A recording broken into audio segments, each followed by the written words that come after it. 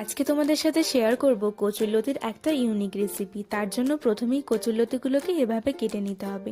সমস্ত কচুরলতি কাটা হয়ে গেলে সেগুলোকে ভালো করে জলে ধুয়ে নিতে হবে। ধোয়া কমপ্লিট হলে তারপর এরকম একটা বাটির মধ্যে সমস্ত কচুরলতিগুলোকে সেদ্ধ হতে বসিয়ে দিতে হবে। যতক্ষণে সেদ্ধ হচ্ছে ততক্ষণে আমাদের একটা কাজ আছে, সেটা হলো কয়েকটা রসুন, ওই 4-5 কোয়া মতো রসুন আর 3-4টে পরিমাণ লঙ্কা, তোমরা যেমন ঝাল খাও সেই অনুপাতে সেগুলোকে এভাবে বেটে নিতে হবে। তোমরা চাইলে মিক্সারেও বেটে নিতে পারো। তারপর তেল গরম হয়ে এলে তাতে শুকনো লঙ্কা, তেজপাতা আর গোটা জিরে ছেড়ে দিতে হবে। সেগুলোকে একটু নাড়াচাড়া করে তারপর ওতে অ্যাড করে দিতে হবে সমস্ত কচুরলতিগুলো। তারপর আস্তে আস্তে সেই কচুরলতিগুলোকে নাড়াচাড়া করতে হবে যতক্ষণ না মোটামুটি একটু ভাজা হচ্ছে। তারপর তাতে লবণ পরিমাণ মতন এবং পরিমাণ মতন হলুদ দিয়ে আবারও নাড়াচাড়া করতে হবে। তো কিছুক্ষণ এভাবে নাড়াচাড়া করার পর আমরা এতে অ্যাড করব একটু সামান্য পরিমাণ জল। তারপরে একে একটু ঢেকে দেব।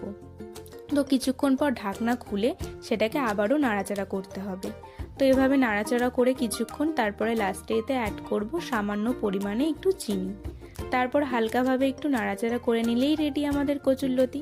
আমার কিন্তু কচুরলতি খেতে খুব ভালো লাগে, তোমাদের কেমন লাগে অবশ্যই কিন্তু জানিও। তাহলে দেখা হচ্ছে পরের ভিডিওতে। বাই।